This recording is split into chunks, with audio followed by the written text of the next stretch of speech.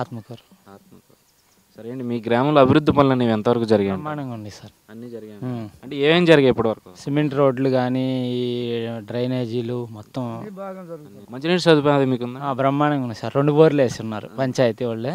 పంచాయతీలోనే మళ్ళీ కొత్తగా మొన్న ఎమ్మెల్యే గారు వచ్చిన తర్వాత మళ్ళీ ఒకటి కొత్తగా ఇచ్చారు.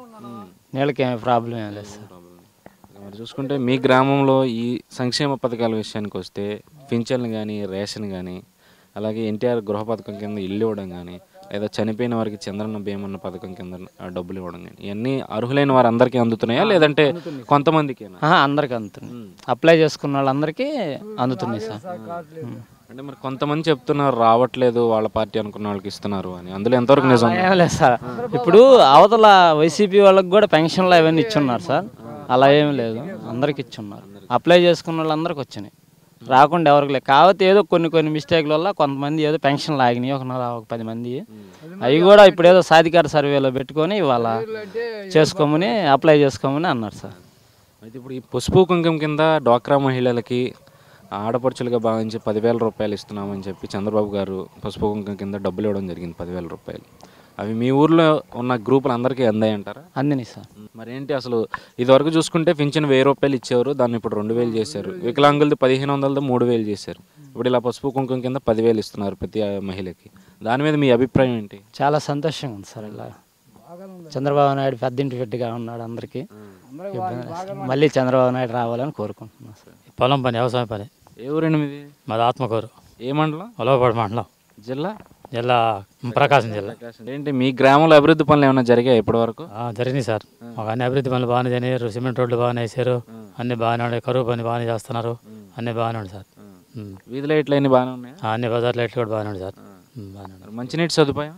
మంచినీటి సదుపాయం మాకు వాటర్ ప్లాంట్ ఉంది, కానీ దాని సప్లై బాగా చేయలేదు వాళ్ళు. అది మళ్ళీ ఆగిపోయింది. మన చందన 10 రోజులు జరిపారు, మళ్ళీ ఆగిపోయింది. అందమాటకి అది 2 బోర్లు వేసి ఉంటారు.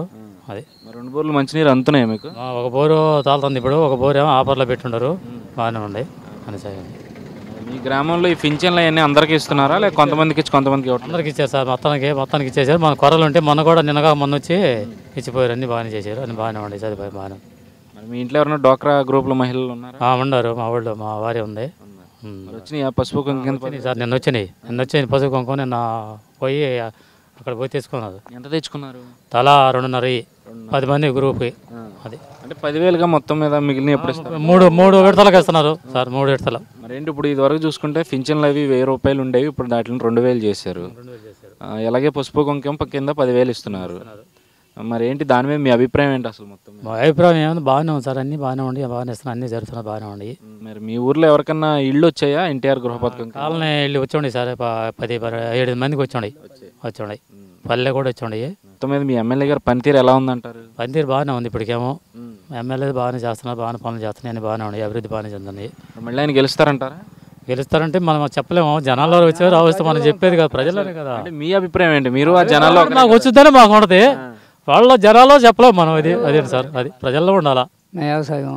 ఏ ఊరండి? ఆత్మకూరు. మీ గ్రామంలో ఏమైనా అభివృద్ధి పనులు జరిగాయా? జరుగుతున్నాయి. ఏం జరిగాయండి?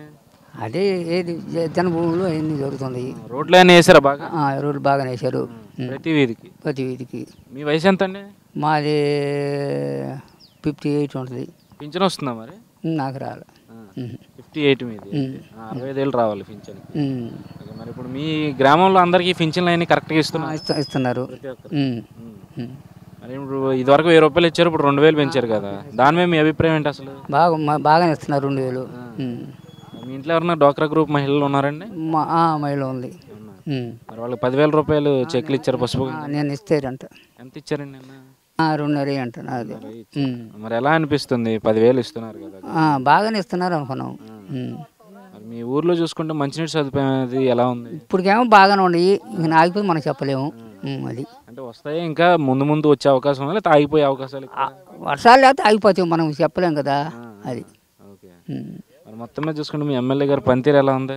ఎమ్మెల్యే గారు బాగానే చేస్తున్నాడు. మరి ఆయన మళ్ళీ గెలిచే అవకాశాలు ఉన్నాయంటారా? ఉన్నాయి అనుకుంటున్నాము, గెలిచే అవకాశం ఉంది అనుకుంటున్నాము. ఎందుకని? ఎందుకంటే ఉంటుంది అనే అవకాశం ఉంటుంది అని అనుకుంటున్నాం.